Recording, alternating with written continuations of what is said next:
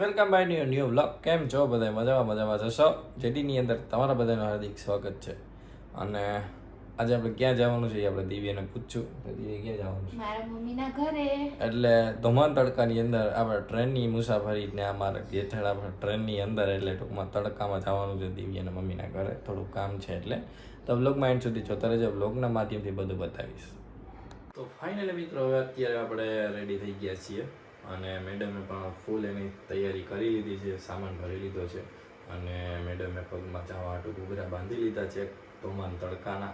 અને આપણે અત્યારે ફાઇનલી જવાનું જ છે એના મમ્મીના ઘરે. તો બ્લોગમાં એન્ડ સુધી જોતા રહેજો. બ્લોગના માધ્યમથી બધું બતાવીશ. અને મિત્રો તમારો થોડોક મને સપોર્ટ ઓછો મળે છે પહેલાં કરતાં પણ, તો બ્લોગમાં કન્ટિન્યુ રહેજો અને જોવાનું ભૂલતા નહીં. અને ચેનલમાં ન હોય તો સબસ્ક્રાઈબ કરવાનું ભૂલતા નહીં.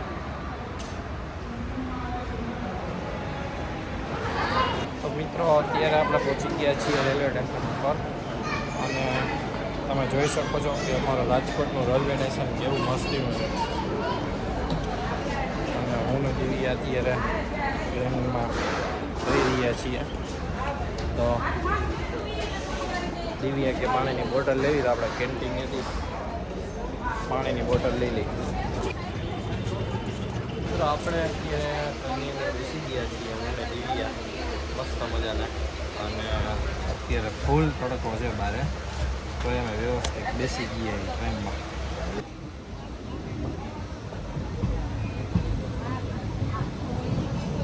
તમે જોઈ શકો દિવ્યા અત્યારે પલ્પી ખોલી રહી છે. દિવ્યા પલ્પી પીવે છે અત્યારે અને પણ મેં પણ લઈ લીધી છે પલ્પી.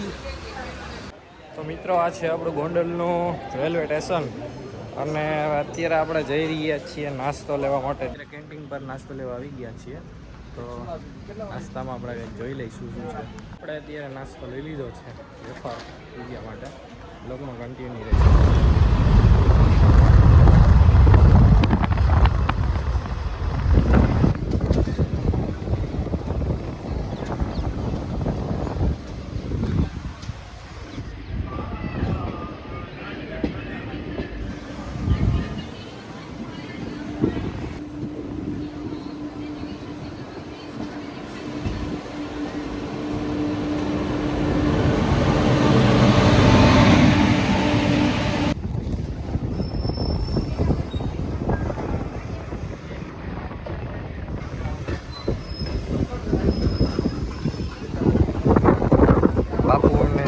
લેવા માટે આવી ગયા છે અને અમે ઉતરી ગયા છીએ સ્ટેશન ઉપર ઉપલેટા. આ અમારા શાળા છે પ્રિય તન્મયભાઈ.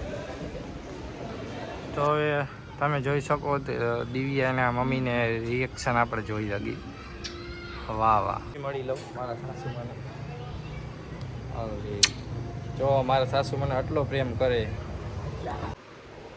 તો ભાઈ હવે આપણે મસ્ત મજાના પહોંચી ગયા છીએ અને અમારા સાસુમાં એ મસ્ત મજાનું ચા અને પૂરી ને ગાંઠિયા ને બધું નાસ્તામાં આપી દીધું છે. હવે આપણે નાસ્તો કરી લઈ.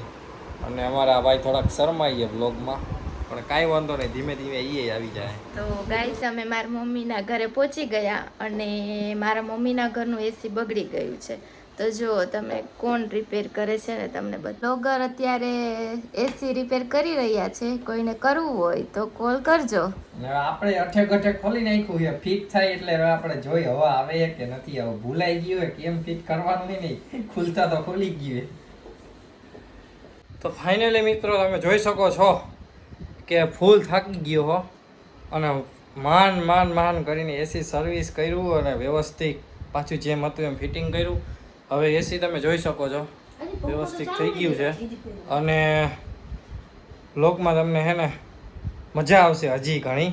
કેમ કે મારા હાડાએ મને ફોનમાં એમ કીધું કે તમે આ ઉપલેટ આવો તો અમારું ઇમરજન્સી કામ છે.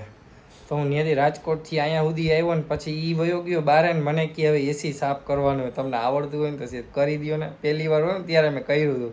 તો એ કે તમે આવો ને તો જ હવા આવે વ્યવસ્થિત. એટલે એને સુધી બ્લોગમાં જોતા રહેજો અને બ્લોગમાં નવું કન્ટેન્ટ સાથે નવું પછી કાલનો બ્લોગ આપણે કાલે એડિટ કરશું. પાછો નવેસરથી નવા કન્ટેન્ટ સાથે આપણે બધું બતાવશું. તે લગી બ્લોગના માધ્યમથી જોતા રહેજો. અને વ્લોગ ગમ્યો હોય તો લાઇક શેર ને સબસ્ક્રાઈબ કરવાનું ભૂલતા નહીં. ચેનલમાં ન હોય તો લાઇક કરવાનું ભૂલતા નહીં, સબસ્ક્રાઈબ કરવાનું ખાસ ભૂલતા નહીં. મારા વાલા અને ખાસ મિત્રો તમને બધાને કહું છું ત્યાં લગી મળીએ નેક્સ્ટ બ્લોગમાં. ત્યાં લગી તમને બધાને મારા હર હર મહાદેવ.